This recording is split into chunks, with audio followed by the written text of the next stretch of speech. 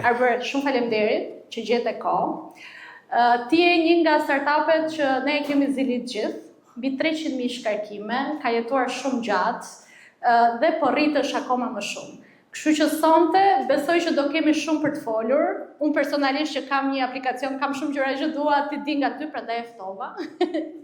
Po edhe komuniteti që ka biznese ose që ka dëshirë që të ketë biznese, mendoj që është një mënyrë shumë e mirë për t'i frymëzuar. Kështu që dua të falenderoj shumë që pranove ftesën për të qenë në Startup Grind. Faleminderit ty dhe para se të fillojmë do të falenderoj që të gjithë siç e the ti. Është shtunë pas dite, kohë festës, shumë faleminderit që jeni këtu. Okej. Arber, nuk do e nisim fare me patokën, unë gjithmonë i nisi intervista duke shkuar shumë brapa në kohë. Dua të kuptoj pak çfarë ëndrash ke pasur kur ke qenë fëmijë, prindrit çfarë profesioni kanë pasur, kanë qenë sipërmarrës, kanë bërë punë 9 to 5, duam të kuptojmë pak si është kjo puna sipërmarrjes. Lind sipërmarrës apo bëhesh? E ke në DNA apo mund të lindi rrugës? Okej. Ëndrat është çike vështirë t'i thuash se 99.9% nuk bëhen realitet, por rëndësishme është të ndërosh. Qëse do shkoj pyetjes së fundit tani dhe pastaj do flas edhe për pjesën tjetër të fëmijërisë. Unë besoj që lind sipërmarrës. Lind sipërmarrës dhe ka momente të caktuara në jetë që ti nuk e di kur do bësh realisht sipërmarrës, po që fillon si sipërmarrës dhe nëse do marr pastaj nga rrugtimi im derisa fillova patokën, po ka pasur edhe momente tjera. Ka pasur gjithmonë momente të caktuara, të cilët janë bërë punë të vogla, të cilët mendoje se do ishin sipërmarrja jote dhe aty do arrije maksimumin e tyre. Siç e ka sipërmarrja, do që të gjithë që merr me sipërmarrjen disi të çmendur, sepse mendojnë që ajo që ata besojnë ose vlerojnë do i bëhet realitet. Dhe pastaj sipërmarrës bësh qofse me ekstremisht shumë fat, që me goditjen e parë, dhe në qofse nuk je me fat, pas shumë dështimesh. Dhe dështimet vetvete nuk janë problem, sepse në qofse ti nuk dështon, nuk mëson. Dështimi më i madh është mos mësosh nga dështime. Pra të vazhdosh me kokë forci, mos të kuptosh sinjalet që t'jep jeta, sinjalet që t'japin ndërveprimet me njerëzit, sinjalet që i merr në përgjithësi në gjithçka që vën. Kështu që besoj kjo është nga fitimi. Po vetëm dështohem, duhet heqim dorë at some point, apo jo? Po, nuk e di, ka raste pafund në historinë botërore të njerëzve të cilët e kanë gjetur suksesin pa dashje edhe 60 e kusur vjeç.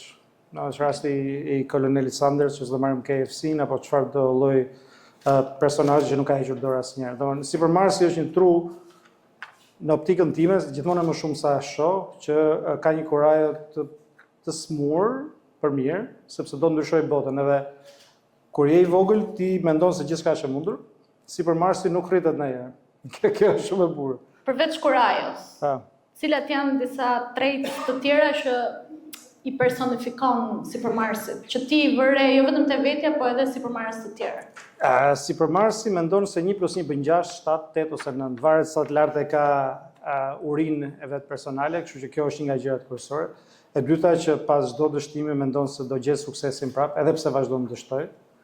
E treta pasaj është realisht e shohin botën si diçka të bukur, sepse nëse nuk e shef si diçka të bukur, nuk e bën dot të gjë. Që unë besoj sipërmarrësi në të gjithë botën është katalisti kryesor për ndryshimet kryesore që ne kemi parë. Në të gjithë botën, duke vajtur që nga Kina apo më larg akoma, nga ato ishujt e Australisë dhe Zelandës, deri pastaj duke vajtur në pjesën e Amerikës Veriore. Pra gjithmonë truri sipërmarrësit ka një dimension tjetër që ti nuk e kupton dot nëse nuk je sipërmarrës. Dhe të tjerët kur i shohin në fillimet e tyre, po edhe më vonë, nuk arrin ta kuptojnë çfarë i bën special. Dhe kjo është gjëja reale që i bën ata realisht ndryshe. Shkurtimisht për familjen tonë. Okej. Dhe jam me fat që kam maman edhe babain aty. Kështu faleminderit që erdhët. Një dorë trokitje. Urime për super çunat, do thoja që keni bërë. Kështu që nuk do më lënë gënjej. Duhet t'i bëj një intervistë printerve për të ndarë sekretet pastaj. Patjetër mundesh me lejen e tyre.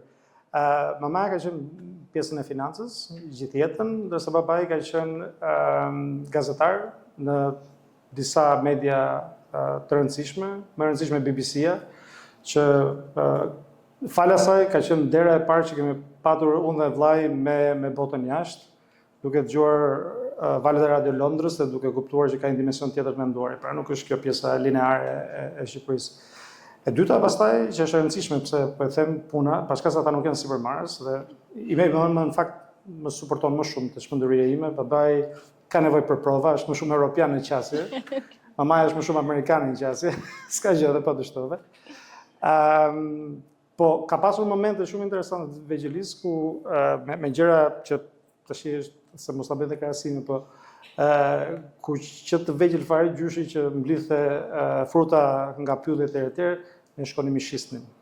Përveç frutave, pastaj ka pasur edhe momente të tjera kur hap tregu i parë industrial të Tiranës që shisnim gjatë verës me vllain limonata, si çdo fëmijë në atë moshë të tjera. Kështu që paçka se nuk kanë qenë sipërmarrës, kanë mbështetur në familjen e sipërmarrjen, por nuk është vetëm në sipërmarrje, mbështetja ka qenë gjithkohë, kështu që faleminderit të dy. Përpara se të kalojmë te Patokon dhe të flasim pak më shumë për Patokon, do të flasësh shkurtimisht për shkollimin, backgroundin, punën që ke bërë, ndoshta sipërmarrje të tjera që nuk i ke më. Okej, për sa i përket shkollimit, afër Varri Babit ku jam rritur si lagje, Hasan Prishtina, pastaj në Sami Frashë vazhdova traditën e babait, erdhi dhe vllai dhe ka vazhduar pastaj pjesa tjetër e familjes në Sami Frashë.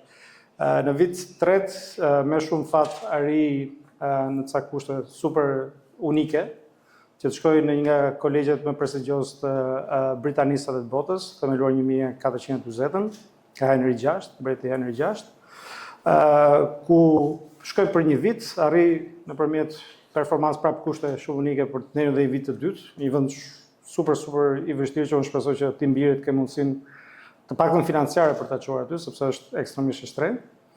Pas asaj në Bristol University, në Bristol kam pasur disa momente jo si përmarrje, po të punuarit në biznes si student për ta patur një stil jete jo tamam student, jo vetëm vojtje, por edhe që ka rikthim.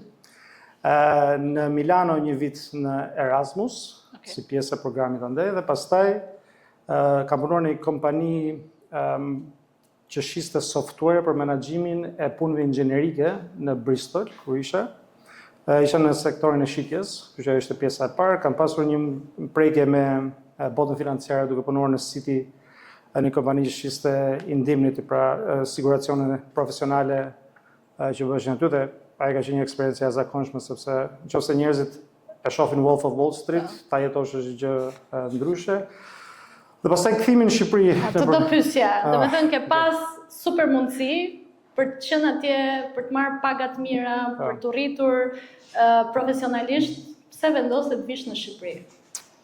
Është pa qenë bajat, po është nga ato thirrjet e të parëve. Ka pasur një moment shumë interesant dhe kthej babain prapë në fokus në 97-ën, s'e dim çfarë ndodhi, ne kishim mundësi të shkonim në Britani dhe nuk vajtëm, sepse vendosëm që të rrinim në Shqipëri. Pra thirrja e Shqipërisë është shumë e madhe. Edhe prandaj u kthyem këtu në 2007-ën në një artikull të Ekonomistit, shohim që Shqipëria po fillon një trajektore shumë madhe rritje, si pjesë e zhvillimit që po ndodh në rajon. Dhe im vëllau thotë ke parë këtë artikullin, filloi flas me Beresford & Burr që kompania atëherë. Për të qenë përfaqësuesi i shitjes dhe menaxhimit të marrëdhënieve për real estate-in nga investimet që vinin nga Shqipëria. Ne dim çfarë ndodhi në 2008, nëse mbani mend, ishte subprime crisis, u shkatrua komplet mënyra se funksiononte bota, doli një botë e re, por Shqipërisë i iku një tren i rëndësishëm. Po ngela këtu sepse zbulova që ushqimi britanik nuk ishte aq i mirë, dielli nuk dilte. Në fakt 30 ditë ka qenë e jashtëzakonshëm 2008-ën, nxjerra kokën dhe habita që kishte diell. Kur po mbarova masterin në vitin më përpara, kemi patur 4 ditë me diell në prill. Dolën lajmet dhe thanë që se kjo do të vera më e nxehtë e tjera historike dhe nuk e pash më diellin deri vitin tjetër. Kështu që ishte kjo gjë e jashtëzakonshme e Shqipërisë dhe shumë të tjera, pra njerëzit janë mrekullueshëm, paska se ka probleme, ne e dim shumë mirë, s'është nevojshme ta them unë. Po Shqipëria ka një pull shumë të jashtëzakonshëm. Super. Dhe pastaj, shkurtimisht punën që ke bërë. Unë me Arbrin jemi njohur në 2012-ën, kur unë punoja në një fondacion suedez dhe Arbri punonte në Ministrinë e Kulturës. Atëherë, domethënë, pas asaj isha ose midis Rinasit dhe Ministrisë Kulturës, pastaj CEK-sh e lam rinësin filluam, e them e lam sepse diskutova me vëllain, po fillova në Ministrinë e Kulturës, fillimisht si shef sektori në Drejtorinë Rajonale të Kulturës, pastaj titullar i atij institucioni për 3 vjet pak, pastaj drejtori i përgjithshëm në Ministrinë e Kulturës për menaxhimin e trashëgimisë, ulur në disa borde të tjerë, siç vjen vetë ai pozicion, dhe pas asaj 1 vit e gjysmë në televizion. Okej. Prandaj Ka pas një emision. Prandaj nuk më dritet zëri kur flas. Kam pas një emision. Pas asaj një sipërmarrje duke sjell versionin e parë të lëngjeve të frutave, jo larg nga këtu Funky Mustachio në atë kohë. Me tapin si konsulent dhe pastaj menaxher i një ekipi konsulente për menaxhimin e kontratave që kishte ai projekt super prestigjioz. Mbaruar atë, 7-8 muaj pushim dhe kam filluar të punoj me Helvetas në projektin Bashki të Forta këtu, që merr me zhvillimin e vendimarrjes në nivel lokal, që është shumë i rëndësishëm. Dhe pas asaj kalova menaxher rajonal për komunikimin për Helvetasin për gjithë Europën lindore, një portofol shumë interesant që vinte që nga Gjeorgjia deri në Shqipëri me gjithë vendet që janë mes. Dhe pastaj diku në mes lindi Patoko. Okej, ndalojmë këtu. Si lindi Patoko? A ka qenë Patoko që është sot? Në çfarë viti? Nga të erdhi ideja, me kë u bëre bashkë? Pa. 2022-shin ishim pjesë e një projekti me një ekip ndërkombëtar që po mendonim sillim një media të rrjetë sociale. Okej. Tippable quhen atë kohë, kishte pjesën e pagesës, siç është Toko sot. Por nuk po funksiononte sinergjia me disa ekipit. Edhe çuditërisht Patriku, që është, unë i them Pati në Patoko, po Patriku, që është edhe CTO-ja dhe bashkëthemeluesi i parë, filluam që të kishim sinergji. Pra, gjatë gjithë kohës brainstorm, Telegram, dhe i moment caktuar Patriku thotë gjë, Arbër, qofse ke një ide, ma thuj se e bëjmë. Okay? Po vetëm se do merresh ti me shitje se unë jam kanadas, sa bëhet. Patriku është kanadez një zhvillues me shumë eksperiencë. Dhe ideja e parë nuk ishte Patoko. Okay. Ideja e parë ishte që të bënim një marketplace ku qytetarët një lloj si porosit sot në Babuna apo në Wolt të porosisje ilaçet, po jo ilaçet over the counter, pra ato që nuk janë mjekësore, po edhe ilaçet mjekësore duke gjeneruar recetën e cila vendosë në Albania. Në Albania automatikisht i shpërndaj rrjetit të farmacive dhe pastaj futet edhe pjesa mobilitetit. Pra këtë pjesën e mobilitetit e kemi pas, pjesën e e-commerce e kemi pas, po si ide unike mendonim që kjo, duke qenë se s'ka shumë nish si kjo në botë, thamë që do ishte ideja përfundimtare. Zbuluam pasaj që të bësh gjëra shumë nish, në botë është e vështirë, në Shqipëri është akoma më e vështirë, sepse mungon infrastruktura, mungon të kuptuarit, vlera, edukimi, gjithçka tjetër. Dhe u kthyem dhe njëherë mbrapsh dhe i thash Patrikut gjë, mobiliteti është problem real, okay? Dhe thamë, okay, po bëjmë pjesën e taksive.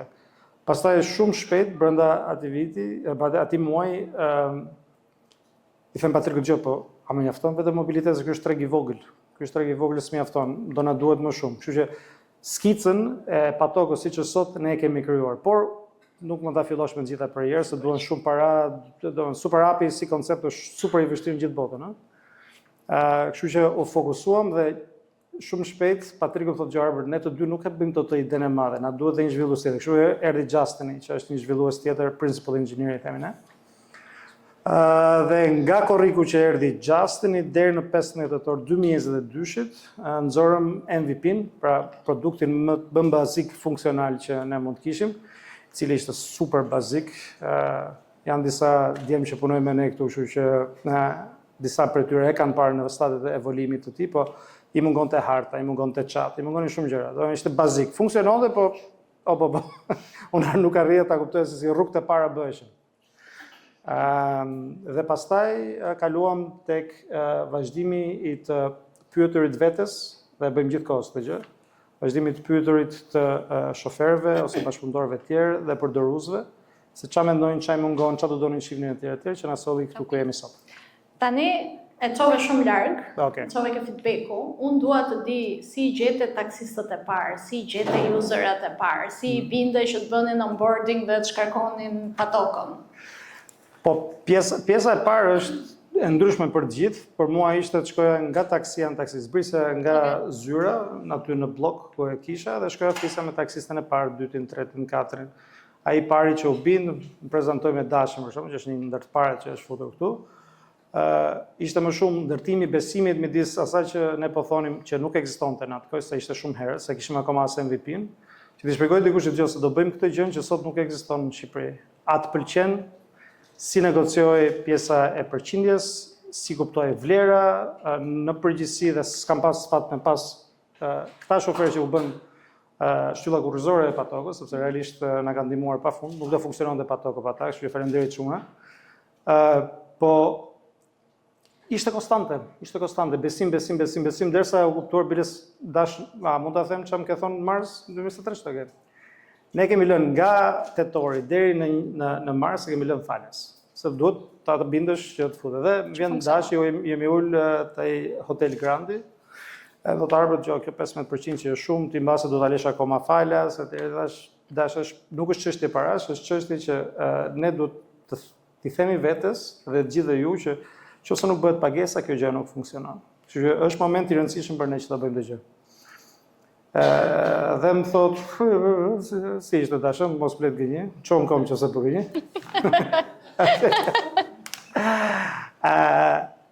Dhe pranon. Tani, qa ishte rëndësishme dhe prandaj them që është çështje besimi. Është fakti që prapë me Dashën edhe pastaj mund të shkojmë te Denisi që është aty, po që më thotë gjithat se ti po na futesh në punë në pjesën e. Po prej faktit që ne kemi këtë lloj marrëdhënie dhe unë besoj ty etj, ne prapë do paguajmë këtë gjë. Domethënë e ke prej meje. Tash unë asnjëherë nuk doja që të ishte patoko prej meje, patoko do të ekzistojë prej vetes. Po që kjo është nga gjërat kryesore. Pra investimi në njerëz është shumë e rëndësishëm që kjo gjë të ndodhi. Dhe pastaj është e njëjta gjë jo vetëm me taksistët, është edhe me njerëzit që erdhën në fillim që u bashkuan, se edhe punonjësi i parë është e rëndësishme që të bini një lloj si taksistë, se po i thosh hajde futu në një botë që ti se kupton, se ke parë, nuk e di do eci apo s'do eci. Kështu që kështu ka qenë, po skuter me skuter. Ta them edhe këtë se është e rëndësishme. Në perceptim. Nëse me Dashën kemi patur këtë mundësi, ca të tjerë nuk pranonin. Dhe nga skuteri mundesh të vishja këmishën e bardhë, orën më të shtrenjtë që kisha, parfumin më të shtrenjtë, edhe t'imponohesha pak që të perceptoj që... Jeni serioz. Kjo robi mund të ketë edhe lek mund ta bëj këtë gjë. Kështu që kjo ishte tam. Kush kanë qenë kanalet që i ke arritur userat?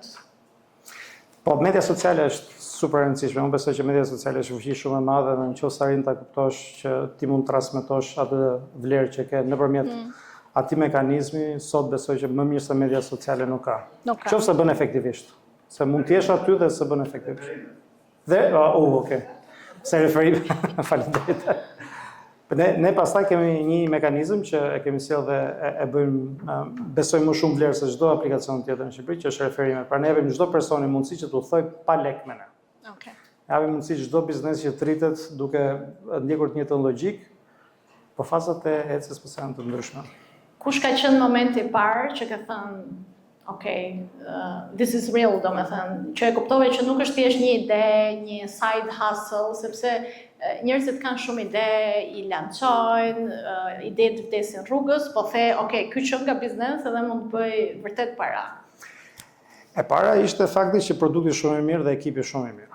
Domethënë të kesh dy inxhinierë që janë world class, se normalisht inxhinierët i marrin nga Shqipëria për jashtë, sepse janë më të lirë. Marrësh dy inxhinierë që punojnë në korporata, kompani miliard që punojnë për Shqipërinë, ishte pjesa e parë. Pra unë isha i qetë aty. E dyta pastaj ishte që ne filluam gradualisht të shihnim që njerëzit kishin këtë efektin e networkut nëpërmjet referimeve. E dyta zbuluam që shoferët nuk ishin aq pak kënaq nga faza fillestare. Filluam data, dhënat janë shumë kryesore në pato, kështu që leximi i dhënave e trendeve të ndryshme ishin ato që bënë. Dhe më së fundi ishte kur unë kisha vënë vetes një rrogë imagjinare, që ishte minimumi që do pranoja, momenti që e godita atë rrogën imagjinare, thash, ky është biznes. Sa kohë tu desh ta lije punën që bëje ke helvetas? 20 muaj.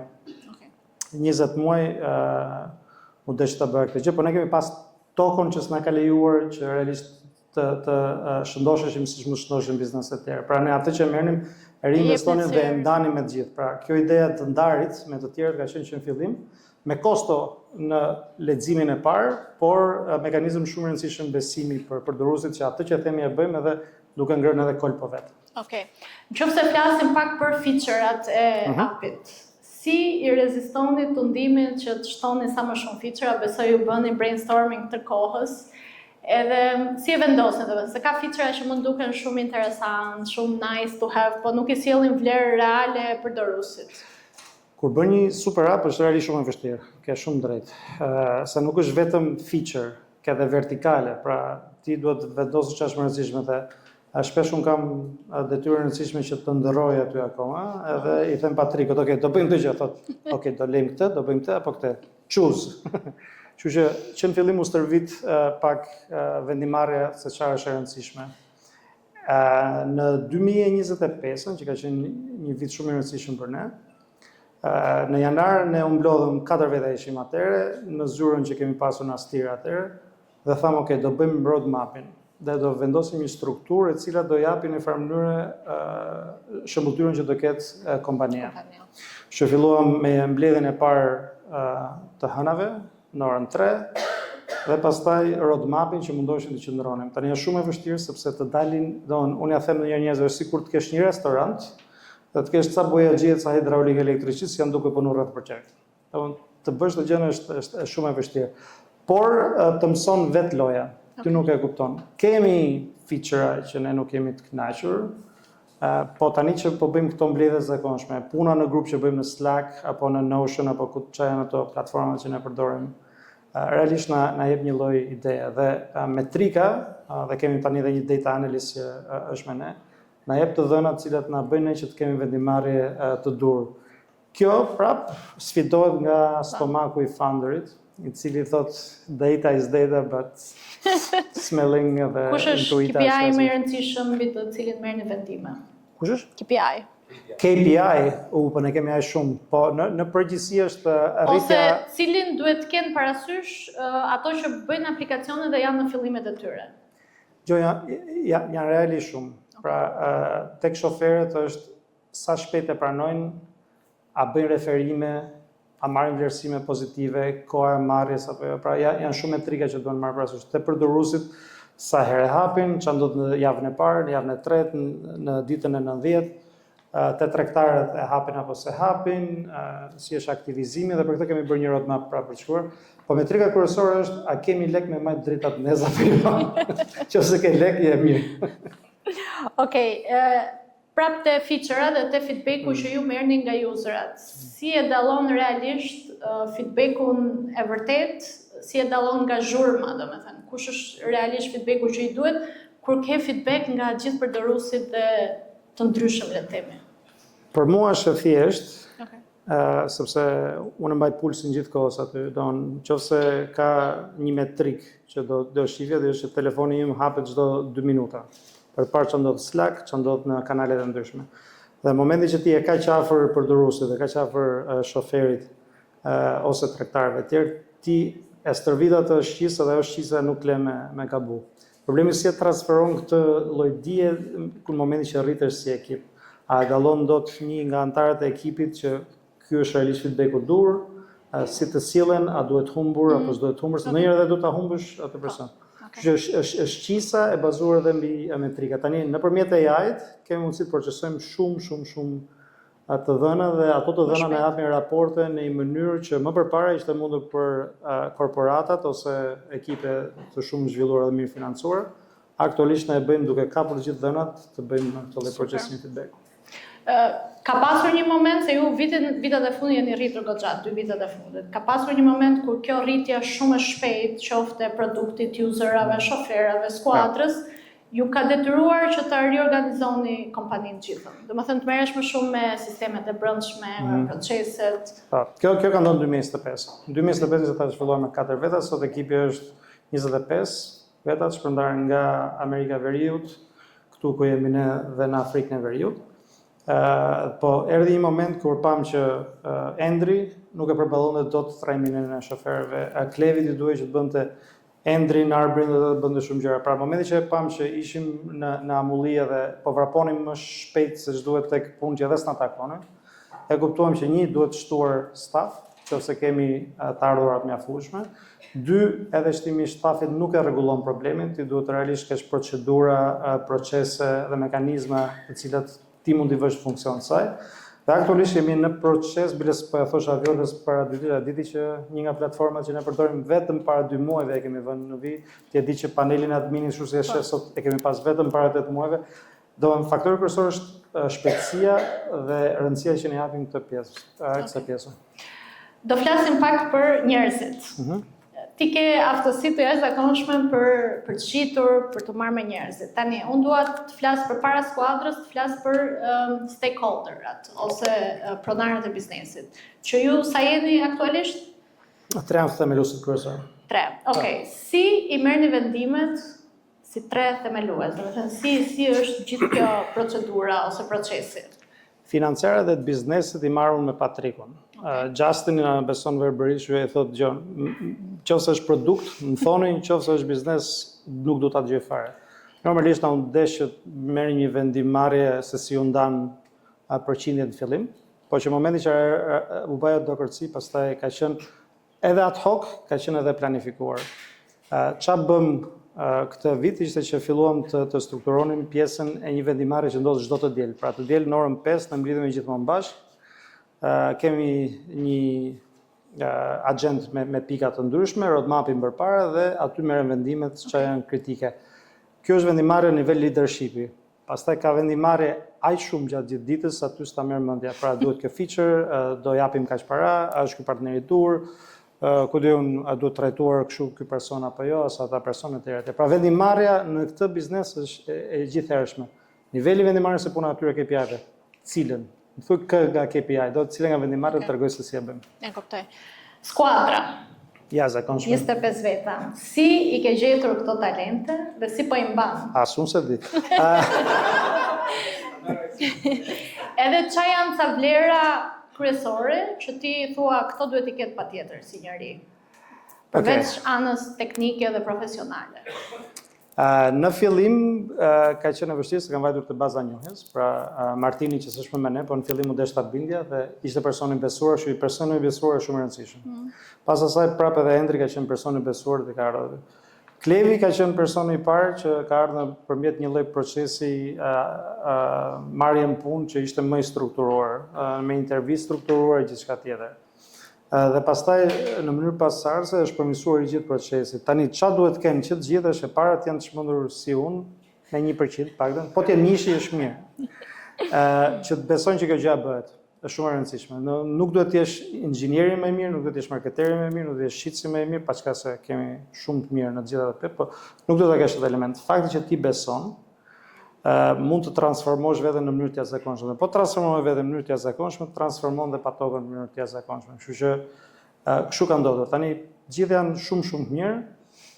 I është dashur që të transformojnë veten dhe unë besoj që nëse kurdo që të ikin nga patokën, nëse janë versioni më i mirë i mundshëm vetes vet nëpërmjet patokës, unë jam super i kënaqur. Shpresoj që mos ikë asnjëri, po ne dimë që kjo është realitet. Si mbajmë?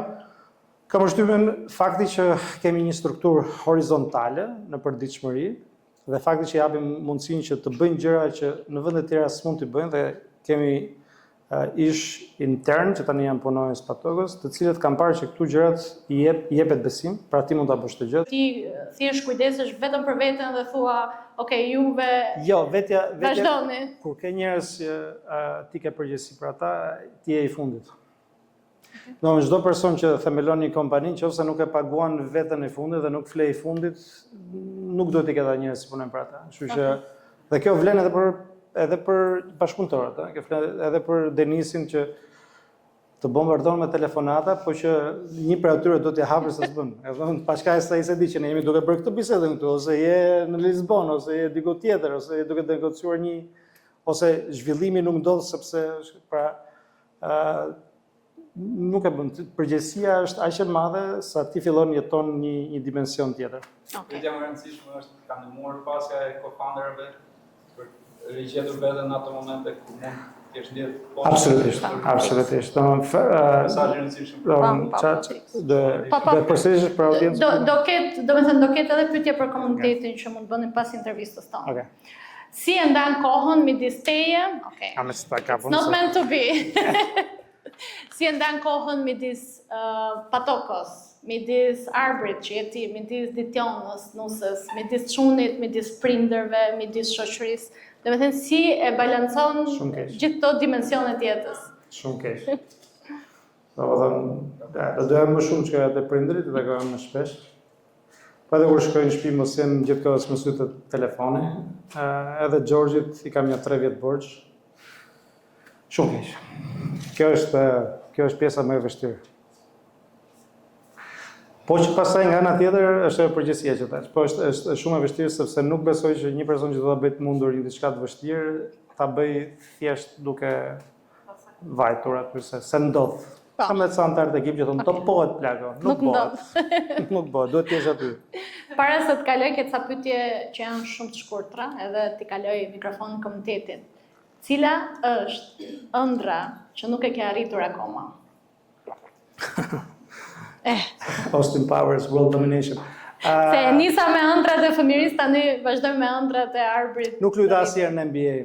Kam pas luajtur basketbol profesionist në kontekstin shqiptar.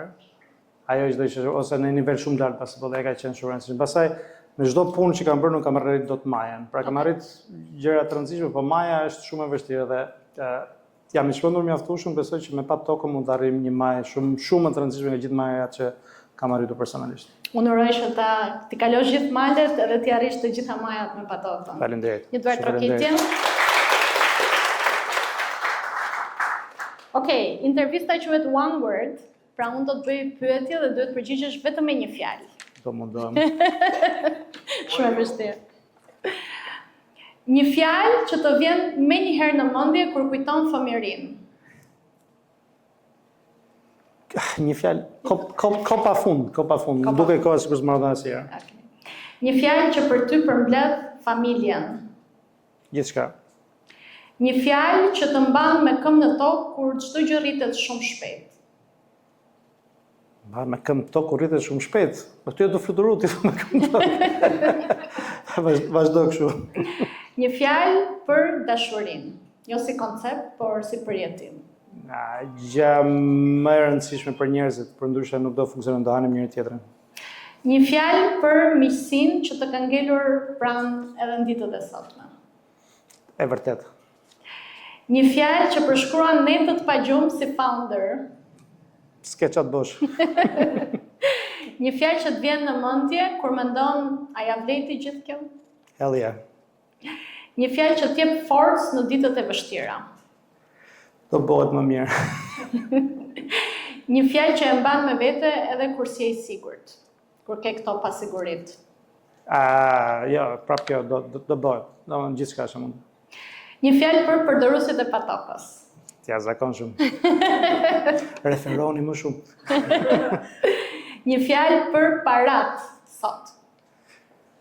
Sot e gjithmonë shumë të rëndësishme, po jo gjithçka. Një fjalë për besimin, qoftë në biznes apo edhe në jetë. Super rëndësishme. Një fjalë për kompromiset personale që ke bërë gjatë rrugës. Nevojshme. Një fjalë për balancën punë-jetë. Qa është kjo? What's that? Një fjalë që të rikthen ke vetja kur humbet fokusin. Humbet fokusin. Mlidhe vetën plako. Një fjalë që t'jep qetësi. Familja. Një fjalë që të përshkruan ty si njeri, jo si founder. Si njeri. I keq kuptum? Okay. Një fjalë për frikën që nuk e thua kurrë me zë të lartë. Ka gjithmonë frikë, kështu që se di, është frikë. Një fjalë për çmimin personal që ke paguar gjatë gjithë këtij rrugtimi. I nevojshëm. Një fjalë për momente kur ke qenë shumë afër për t'u dorëzuar. Skanov. Se di çfarë është fjala. Një fjalë për vetminë e vendimeve të mëdha që të dashur të marrësh. Je vetëm. Një fjalë që do i thoje vetes para se të niste çdo gjë. Shpenzon më shumë për marketingun. Do t'i gjej. E fundit. Nëse sot do t'i jepje botës vetëm një fjalë, cila do ishte? Dashuri. Okej. Super. Unë kam një pyetje të fundit para se ta kaloj mikrofonin. Sa faktor kyç ka qenë ditjona në gjithë suksesin tënd? 100%. Do me thënë, a do ishe këtu ku je nëse nuk do kishe këtë dashurinë që t'jep familja, këtë supportin? Asnjëherë, unë besoj që një person që e do familjen mund ta bëj këtë të mundur, nëse do familjen patjetër që e bën. Nëse do familjen, e familja të kupton që kjo gjë super e vështirë që ti po bën. Ka një kosto shumë të madhe, pa ata e ndajnë koston me ty, pastaj është borxh shumë i madh. Pra, faktor super i rëndësishëm është vërtet ajo që thonë njerëzit, dhe besoj që është vetëm mbrapa një burri suksesshëm, një grua, se është nga të dyja ka të varet sa suksesshëm është një nga partnerët, po që tmerrsisht e rëndësishme. Nuk mund të kesh paqe nëse ti do të bësh një telefonat në 3 mëngjesit dhe thonë që jo s'ke për ta bërë, ose jo s'ke për ta taku Klevin, ose Violën, ose çdo person. Ose s'ka gjë pas Lisbonës, mund të shkosh edhe në Zvicër. Pra, këto momente nuk bëhen dot pa një partner fuqishëm. Okay. Normalisht nuk është e thjeshtë, po që jam këtu akoma, që Arber, faleminderit. Faleminderit ty. Faleminderit që na i ndave sinqerisht gjithë rrugtimin tënd edhe të gjitha këshillat për komunitetin. Unë do ja kaloj fjalën komunitetit për gjitha pyetjet që unë s'arrita t'i bëj. Do i bëj pyetjen për minimum level founders këtu. Pyetja që bërëm herë është a ka qenë favorizues të fakti që ke 4 co-founder, pra të ndryshe, nëse do rrithesh nga fillimi, do të kishe co-founder apo kishe dash? Absolutisht, pyetje me shumë vend, nëse më dëgjove të pyetjet me një fjalë, doli familja dy herë. Bëhen si familje, bëhet si vllaj që ti beson verbërisht, ose motra nëse pas nesër, ku di unë si është formacioni. Unë besoj që një co-founder është shumë rëndësishëm sepse ti mund të shkosh shumë larg me idenë dhe do ta sjelli prapë aty si ajo që bën Patrikun, pra është një në Shqip është një moment ose një vend validimi që ti di po shkove aty, dikush do ta thotë sinqerisht, pra co-founder shumë rëndësishëm, është alter ego jote në një farë mënyrë. Dhe po i besove dhe ai është person i dur dhe është investuar po aq aty. Po, është super rëndësishëm dhe ata që i kanë këto lloj marrëdhënie janë me fat. Ervini. A më të lafin, do bësh pyetje. Unë jam gjithmonë kurioz për emrin. Ka një kuptim si Tash patoko është patoko, normalisht ka kuptim, tash ka marrë kuptim. Po, ne në fillim asaj des parë dorim t'ia vendosim emrin Toko. Edhe vajtëm për ta blerë emrin Toko.com dhe zbuluam që ishte $450,000. Kështu që ky nuk ishte vendimi i vështirë për të marrë. U kthyem mbrapsht, zbuluam, bëm një ushtrim me Patrikun edhe me Gjejsin, që trasim qastin. Edhe nxorëm ca vlera që ne donim të kishim, duke qenë se mobiliteti është kryesor në Patokë, edhe në fillim e ka qenë. Zbuluam që Pata i kishte këto trajta. Tani Patrik është nga Kanadaja, patat kanadeze janë kështu, Toko mbetej në lojë, ishte e fortë nga fakti që kishte 3 zanore të tjerë, kështu kjo është ideja. Pastaj, siç të thash, fillon merr një emër tjetër, pra me formën e. Po. Hajde vetëm një Ervin për mblidhe. Jo. Me bëj sa dush, po. Si arritet të bëjë dëshirë për ty co-founders që nuk janë as në Shqipëri, që të investojnë në këtë qoftë para, qoftë kohën e tyre, në një startup, në një treg që ndoshta nuk do i kthej atë investimin, domethënë, pa ata mund të pretendojnë nëse do të ishte nga ata ose nga Texas. Çfarë i bën? Ky produkt nuk është për Shqipërinë këtë tash. Ky produkt është për botën dhe ne do mundohem bëjmë një produkt i cili do fillojë në Shqipëri. Këtu i kemi kushtet për ta ngjizur pa pasur dhënie përqindjesh të investitorëve të tjerë, mund ta bëjmë në kohën tonë në farë mënyrë, pa është gënjeshtër më e madhe se s'ka si kohën të ndjej gjithkohës duke vrapur. Kjo ishte. Pastaj vjen si rezultat i besimit që ndërton me co-founderët, pra ti shpenzon aq shumë kohë, sa realisht nëse do shihnim sa kohë kemi shpenzuar është e tmerrshme. po e nevojshme dhe brainstormi, ndërimi i përbashkët e tjerë bëri të mundur të gjë. Po fillon të ndëron bashkë me ata, fillon me ndonjë një lloj, është për mua kjo është mënyra se si i kam bindur. Nuk ka Hajde, pas bëj edhe Jemi një. më Vendimi më i mirë që ke marrë. Ai që mban më të rrua. të lëshoj frerët për disa nga funksionet që ka pas bërë vetë. Pra, nuk isha më kokë fort, po ku e shoh që është gabim, besoj që nuk është e thjeshtë për. Faleminderit dhe sukses. Rrofsh. Faleminderit.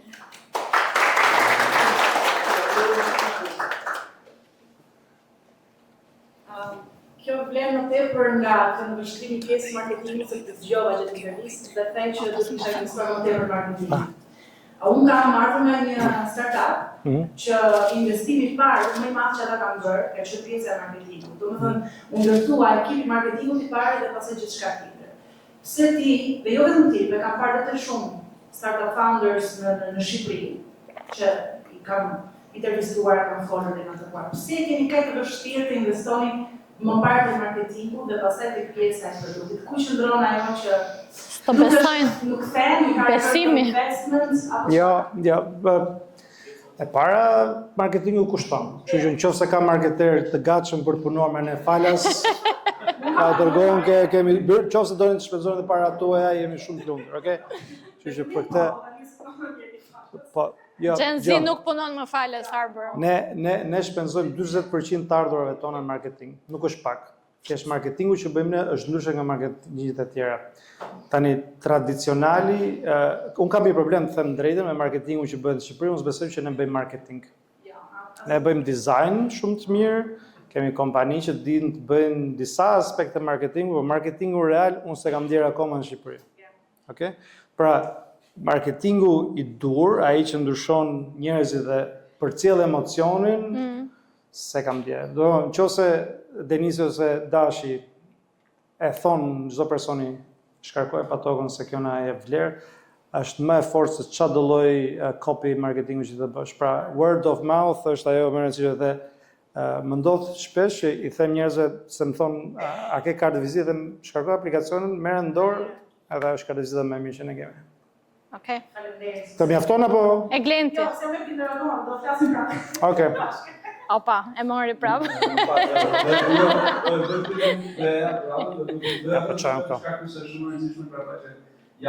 Ulu, Arpo. Vetëm duhet shtesë. Për punën e marketingut, nuk ju duhet ekip marketingu në fillime. Nga zero deri një është shumë e rëndësishme që janë shitjet bëhen nga themeluesi dhe nga vetë ekipi për shkak se duhet të korrigjoni gabimet që keni në produkt. Nuk ju duhen 1000 veta në fillimin. Edhe nëse ke mundësinë të marrësh 1000 veta difuz në aplikacion në produkt, nuk ju duhen. Ju duhen 10 që t'i rini nga pas dhe të rregulloni gabimet dhe pastaj të vazhdoni të vështuar përdoruesit. Unë e quaj këtë kohë me vrima, leaky bucket në anglisht, që nuk ka rëndësi se sa ujë hidhni, nëse nuk rregulloni dhe zini këto vrima që ka aplikacioni juaj, nuk ka rëndësi sa ujë hidhni, sepse gjithë do shkojë jashtë. Pra mund shpenzoni pafund lek, futen 1000 veta, 5000 veta, 10000 veta në aplikacionet tuaja, dhe po ka problematika, gjithë ikin dhe është pastaj shumëtish më e vështirë për t'i rikthyer përsëri brenda aplikacionit se sa krahasuar kur vin për herë të parë. Dhe duhet me patjetër të punojmë me shkallë. Po, kjo është me founder. Faleminderit. Jo, ke shumë. Hajde, bëje pyetjen dhe ja kaloj me Glentit. Jo, domethënë marketingu është shumë rëndësishëm, është shumë e vërtetë ajo që thotë shefi, faza të ndryshme kanë marketing. Okej. Pyetja që kam është cilë kanë qenë 1, 2, 3, sa më shumë mundesh të japësh mësime që ke marrë për gjëra që ke prezumuar një farë forme dhe nuk kanë të ashtu, dhe çfarë ke kuptuar pasi ke bërë veprimet e Po, e para në fillim mendon që gjithçka është super e thjeshtë. Ideja vlen. Ideja s'vlen. Okej? E dyta, nuk ka rëndësi që ti të marrësh njerëz punë, se mund t'i bësh dhe vetë, kjo është shumë e rëndësishme. T'i japësh besim tjerëve, po më shumë tek ajo që ti ke bërë, do shkoj prap tek nevoja që të bësh vendimarrje të rëndësishme, për shembull, këtë vit paçka se s'kemi qenë tamam aty ku unë kam pas në 2 vitet e kaluara si strategji për shpenzimet që bëja, këtë vit për shembull ka marrë më shumë kuraje. Kështu që mësimi atyre për marketingun, për marrjen punë etj. Këtë vit vajti në vendin e dorë. Tash kjo kuraje duhet parë, por deri tani nuk ka dalë keq. Okej. Eglentin e kemi pasur në Startup Grind gjithashtu. Tani ne jemi këtu. Gratë parë do të doja të vazhdoj ke marketingu. Sa vetë tu e kam patokon, sa vetë e përdori dhe çfarë komentare speciale ne u përdori. Kjo do ta bësh ti, do ta bëj unë për ty. Jo. Marketing.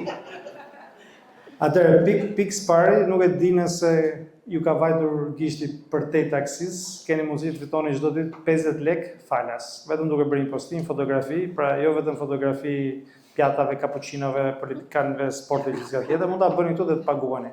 Kjo është gjë e parë. E dyta, mund të vazhdoni me referimet, është shumë e rëndësishme. Dhe ka shumë njerëz, nuk do thosha të zgjuar, por të angazhuar të cilët e bëjnë, kështu që ju lutem, nëse se keni kuptuar, kjo është një mundësi tjetër.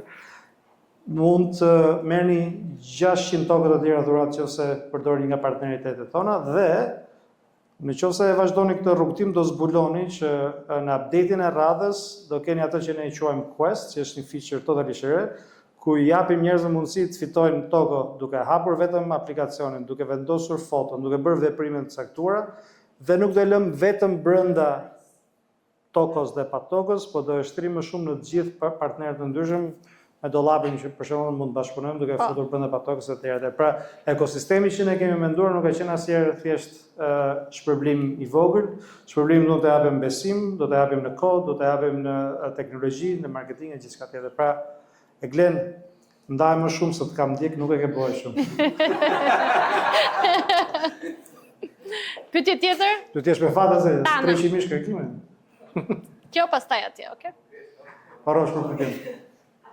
Shumë faleminderit dhe më shumë fitues intervistën dhe ajo që bëre tek njerëzit që janë suksesshëm dhe të dëshiruar në punën, si kur observuar edhe në intervista juaj, janë ato ndjenjat e parë për sakrificën e kohës. Po janë ditë mos bëj cigares, Edhe janë shumë të dëshuar të di a kanë ndonjë limit për njerëzit që realisht e duan punën, a kanë ndonjë moment në jetën e tyre që ata të kuptojnë që puna duhet të ketë ndoshta më pak hapësirë se sa jeta personale, dhe ku është ti kush e do duhet ta kuptoj. Si mund ta kuptoj kush është limiti, se jam shumë interesuar të di këtë aspekt.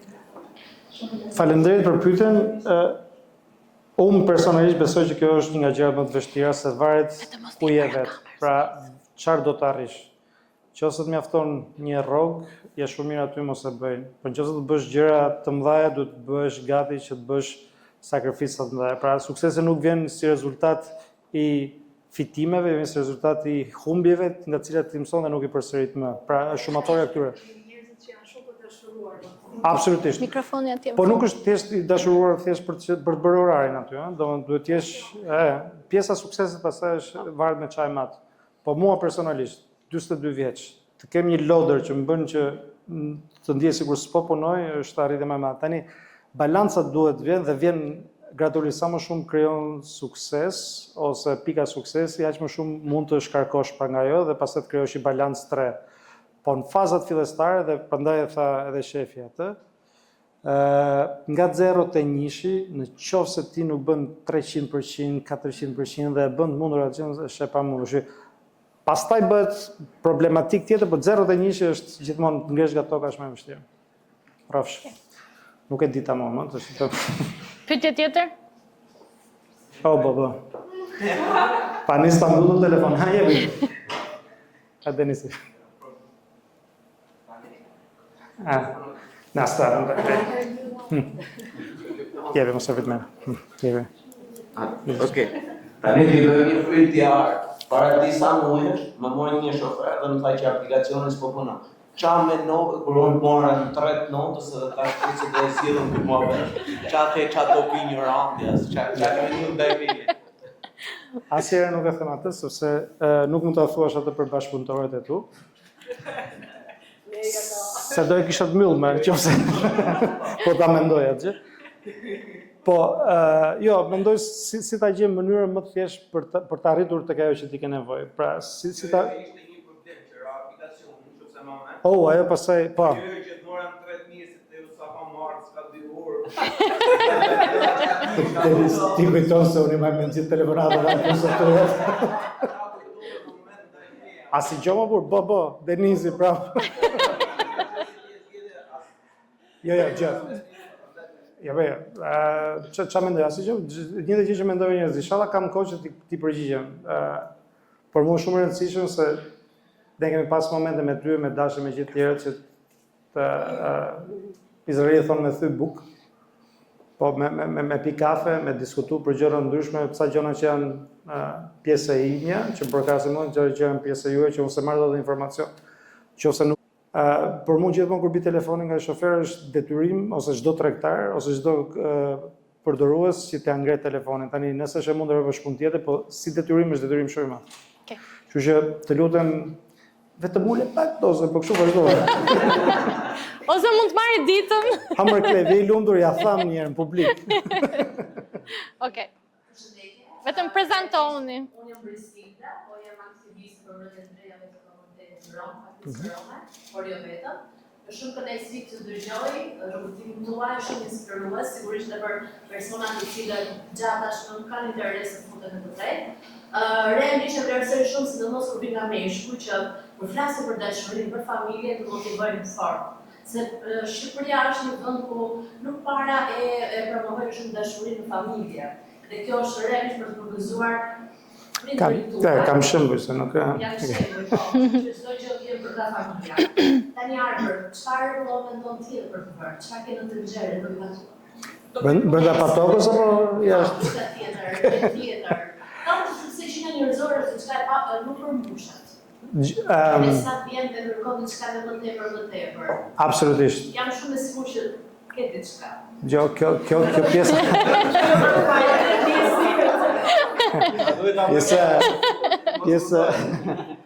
Pjesa si përmarrjes është nëse do të citoja Nelson Mandelën që thotë që mbas një mali zbulon që ka male të tjerë për të kaluar, kështu që gjithmonë do ketë diçka tjetër për të bërë në kontekstin e teknologjisë, startupit, po në veçanti një super api, pra një agregatori shërbimesh, ka shumë gjëra për të bërë sepse ne na lejo të bëjmë gjithçka. Ndryshe nga dollapi që mund të bëj vetëm e-commerce-in atje, ne mund të bëjmë gjithçka, ne mund të futemi në aeronautik, mund të futemi tek trenat, mund të futemi tek shitja, tek fintech-u gjithandej. Është ajo pyetja që bëri Aneida, si e merr vendimin çfarë është më e rëndësishme, cili është KPI. Tani ne e para jemi tek mobiliteti në tre vertikale dhe duam të i forcojmë. Do të forcojmë pjesën e delivery, ku taksit kanë një rol shumë të rëndësishëm, tek mikromobiliteti që ata shohin atë, dhe pastaj në një pjesë B2B, e cila ka nevojë për infrastrukturë shumë më të sofistikuar, për platforma më të forta, se ne shkojmë si startup, hajtë se bëhet dhe rregullojmë rrugës. Në fakt, tregu i cili nuk është i gatshëm që të luajë me lodra gjysmë të gatuara dhe të japë ty besim, ka nevojë produkte më të mira. Kështu kjo është ajo gjë. Pastaj çfarë vertikalesh të tjera shumë e vështirë pa e kuptuar tregun. Ne në Shqipëri ne konsiderojmë si laboratorin ku gjithçka do ndodhi, edhe ideja më e çmendur. Në tregjet e tjera do shkojmë atë vertikale, pra me atë produkt që bën më shumë sens. Pra në Kosovë po futemi me taksin, po mund të kemi dhe produkte të tjera të bashkangjitura. Që nuk ta jap dot përgjigjen sot, nëse na fton prapë Aneta, ta jap në tjetër ose më shkruaj në kanalet e mia. Okej, Besniku? Arber, përshëndetje. Përshëndetje. Një pyetje për atë ndryshimin që ti ke bërë ose ka përcimi në një farë mënyre. I mindsetit, pra i mënyrës të menduarit, nga sektori që ti ishe më përpara, në sektorin e zhvillimit, development, se kemi qenë kolegë dhe në të njëjtin sektor, në private sector, pra sektorin privat, të menduarit jo vetëm për të mirën e gjithëve, po edhe për të nxjerrë përfitime, për të çuar biznesin para tjerë. Pse e bëj pyetjen është sepse e para porosi jam vetë në një situatë dhe e dyta ka shumë njerëz që për idetë që ju vinë jo domosdoshmërisht janë të lidhura me atë që ata bëjnë për dishmërinë. Faleminderit. Rrofsh. Do dhe momenti që realisht e kuptova që kjo gjë po ndodhe, po e dyta ishte që Dhe kjo ka të bëjmë basa me mua, po me çdo founder, po për mua personalisht ishte që gjithmonë kam dashur të bëj gjëra të rëndësishme, nga basketbolli, politika, gjithçka.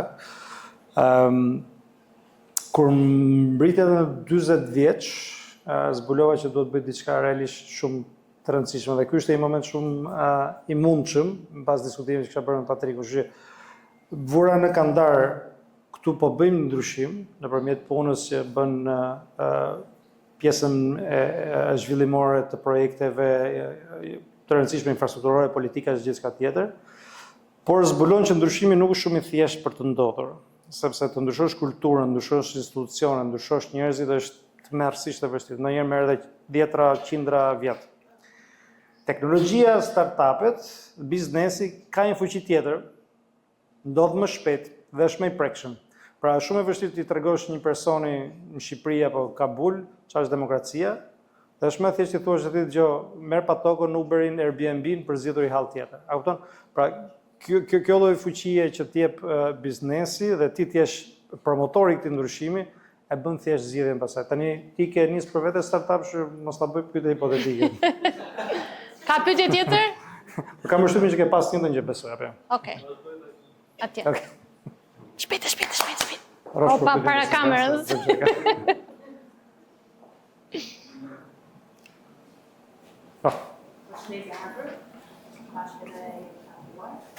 Vetëm afroj e këtë fikur. Okej. Ja, s'ka gjë. Ja, së ndihmojmë. Merë këtë, s'ka gjë, jemi okay. Mos e fikni më mikrofonin. S'ka gjë. Bashkar me një emi edhe me Anetën, edhe në kënë do qasë syrjorime për kësaj pjesë startupi që ka që është kësaj përket pjesës së spoteve. Unë do të shëroja shumë disa sugjerime nga ana juaj për sa i përket idenë të reja dhe se si dikush që ka një ide unike ose do të si një njërisi të flisni pak edhe për drejtat e autorit edhe si mund të mbrojë produktin e vetë, sepse është diçka që kemi folur për pjesën e financave, kemi folur për pjesën e bashkëpunëtorëve, situatës që është më rëndësishme, por është edhe një pjesë tjetër që unë personalisht do doja sugjerime dhe besoj që janë shumë të dyra për këto që kanë një startup. Rrofsh, IP-ja është e vështirë për të mbrojtur, ëh? Është shumë e vështirë, sidomos në produktin digjital. Sepse është shumë e vështirë të tregosh dikujt që 1+1 bën 2 dhe është vetëm për ty kjo 1+1 bën 2, ose ky rreshtikon se kjo kthesa etj. Ti e bën këtë gjë më shumë të mbrojtur nëpërmjet biznesit që ti krijon, po patentimin nëse është unik, pastaj mund ta bësh, po është shumë e vështirë. IP-ja Ervini, dakord, është shumë e vështirë. S'ke çfarë të bësh. Çfarë të bën ty unik është mënyra se si bën punët vet për ta bërë suksesshëm produktin tat. Pra, nëse unë jam shumë transparent me shumë gjëra, nuk e jap gjithë ingredientet të mënyrës se si punoj me stafin ton, çfarë ne kemi ideuar apo qasi që do bëjmë. Pra, kjo gjëja duhet të ndodhi te ty dhe është shumë e vështirë të shkosh nga 0 te 1 duke dëgjuar një person. Ne kemi Clyde këtu për shkak nga Plug and Play, super produkt, Clyde gjeta. Super program që ka ardhur, shumë i mirë, po sado të mirë të jenë mentorët. Sado këshilla të japi shefi apo Ervini apo rrugën do e bësh vetë edhe nuk e gjen dot pa kuptuar kushtet e tregut, kohën, shumë elemente të tjera që ti në fillim mendon se janë 3 ose 4 dhe zbulon pastaj që janë 1500 më shumë të tjera që ndonjëherë ndodhe me fat. Kështu që të ngelet ty për ta kuptuar. Të ngelet ty për ta kuptuar, mund të fitosh shumë shpejt dije duke folur me ne, patjetër, por që të ngelet ty për ta kuptuar. Pra është founder, është një specie shumë unike që e gjen këtë gjë. Po jepi. Po na. Hamër, të ndrojmë prapë. Okay, më falë të bëj take over, pak të komendin kësaj, po e shoh të shumë themelues në të ardhmen që kam mbajt takime vazhdimisht kanë ide, edhe e shohin problematikë madhe të folur për idetë e tyre në radhë, se kanë frikë se do ja vjedhin edhe gjithë në radhë. Ka disa gjëra që të bëjnë të vështirë për të ta vjedhur dikush. E para, njohuria që ke ti për ato që po ndërton, këtë nuk ka replikon dot kush, nuk bëhet dot dikush tjetër se ty. E dyta, fiksimi që ke ti për zgjidhur problemin. Pra duhet të jetë një problem real dhe ti duhet të jesh i fiksuar për ta zgjidhur atë. E treta, besimi i klientëve. Dhe kjo është kur ndërton një 10 klientash që të besojnë, bëhet e vështirë që të ti marrë dikush. Pra, sidomos kur ka network effect, pra kur ka efekti rrjeti brenda produktit tënd, që do të thotë për armën për shembull, është më me vlerë aplikacioni kur ka, pra që unë si përdorues i aplikacionit ta shoh me vlerë, duhet të ketë taksi brenda. Që taksit vinë duhet të ketë përdorues. Pra këtu ka efekt network, pra ka efekt rrjeti. Duke pasur në të dy anët ka vlerë.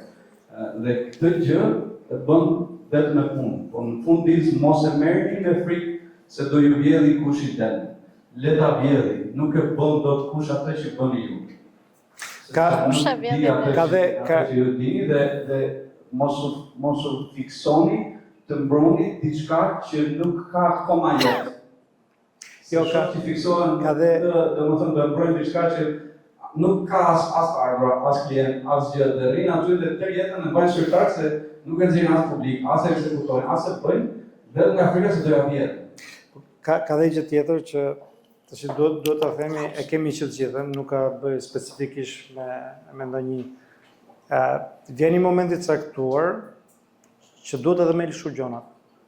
Qose nuk funksionojnë, qose ti ke kuptuar nga ky rrugtimi kush janë problemet e tjera, marrim shumë produkte, po marrim Slacku s'do funksiononte qose s'do kishte dështuar lojë që ta kishin krijuar. Dhe zbuluan pasaj që ishte ky chati që vlen. Pra, ndonjëherë ne si founder duhet të përmendëm dashurinë, po në lojën e startupeve, teknologjisë dhe biznesit duhet të ketë dashuri, duhet të jesh çik i pamëshirshëm, sidomos me veten tate. Që duhet të kërkosh mënyra për të parë vlen për të hequr dorë nga puna, a vlen që të investohesh më shumë, marrësh njerëz punë, sheses pjesë të biznesit e tjerë. Okej, pyetja fund nga Klajdi. Jo, unë thjesht doja të shtoja një pjesë fare të vogël për atë që tha shefi, që shumë merr rëndësi. Bazuar nga eksperjenca që kemi të përbashkët, edhe thjesht mundohuni hidhuni se sa të keni këtë pjesën që ruani idenë. Ideja po nuk e ekzekutua, po nuk qetë publicly available. Kemi dy shembuj që janë përballë nesh, që janë hedhur në treg, ka validuar idenë, edhe janë në aksion. Pra, kjo gjë do të ndihmoj akoma më tepër se sa të rini në stadin që po sikur do ma vjedhin idenë. Nuk është momenti Ku ka më ide të reja? Ekzekutimi që mund bëjë që secili nga ju që ka një ide biznesi, nuk mund të kopiohet në një metodë, sepse jeni ju faktori kyç në suksesin e asaj gjëje. Dhe kjo është shumë important. Besoj Arvi i njëjta gjithashtu janë histori suksesi që dalin, janë bën share sot një eksperiencë kanë. Dhe kjo është gjëja që duhet të merrni nga kjo gjë. Domethënë, mundohuni hidhuni, ka shumë faktorë të ndryshëm që suportojnë, ka investitorë të ndryshëm. Është komuniteti vetë i startupeve që është gati të ndihmojë. Siç keni bërë bisedë në Arvin e njëjtë, ka shumë faktorë të tjerë që janë të gatshëm të ndihmojnë. Por duhet jeni ju që të merrni aksion dhe të udhëheni në drejt. Klajdi është nga Plug and Play, një nga akseleratorët më të mëdhenj në botë që prej vitit kaluar është në Shqipëri dhe ne kemi qenë pjesë e kohortës së parë. Klajdi, kur mbyllen aplikimit për kohortën e dytë? Okej, keni kohë deri në darkë. Tani, unë do doja gjë të ajo që tha Klajdi. Unë besoj, po e besoj realisht që Shqipëria sa po ka filluar ta preki që këtë pjesën e startupeve. Ne qumë sukses, më pyesin njerëz, si po shko patokë, dhe për Shqipërinë në spektakël, jashtë nuk e di se jemi në terrene ndryshme, si thua sa i mirë është një basketbollist nga Kruja me një në NBA, janë nivelet ndryshme. Po ajo që është e rëndësishme është ne si shqiptarë kemi një element shumë të rëndësishëm. Jemi çik të shmen edhe mund ta pyesë shqiptarë a di me bë kirurgji maksilofaciale ose truri ose zemre të hapur. E merr për sipër. Po se bona vetë kom një kushuria, ku diu ç'kedi ma jep mu. Tash kjo është po, dështojmë pse. Po, ç'është lidhje.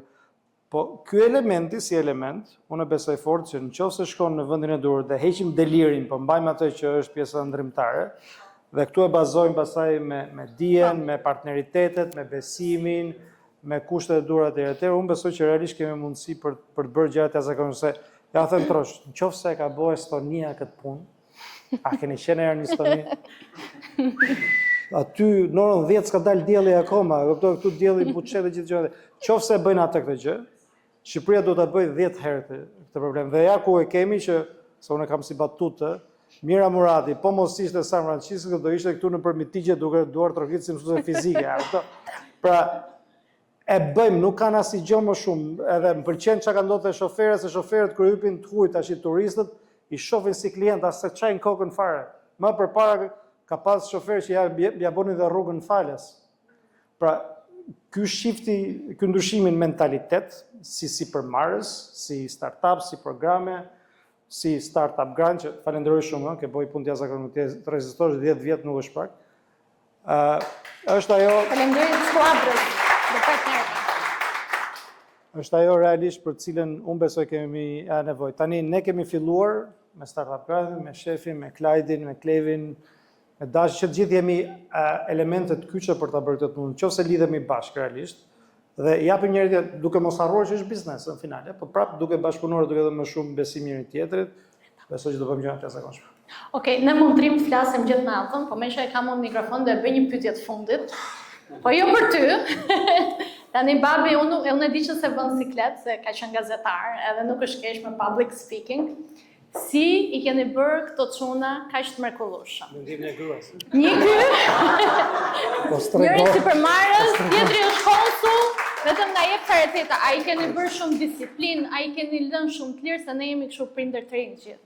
A tha se si ka ndodhur se ti Mbaj mikrofonin.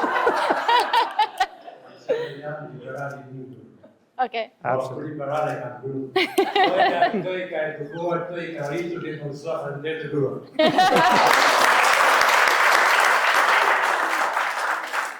Ja. Okej. Mirë. Silent partner. Pra, liberal. Edhe unë jam për freedom, me pak disiplinë. Arbër, falenderoj nga zemra. Ne do ta përcjellim le të themi Arbrin siç e pritëm, me shumë duart të Faleminderit shumë. A do të shumë të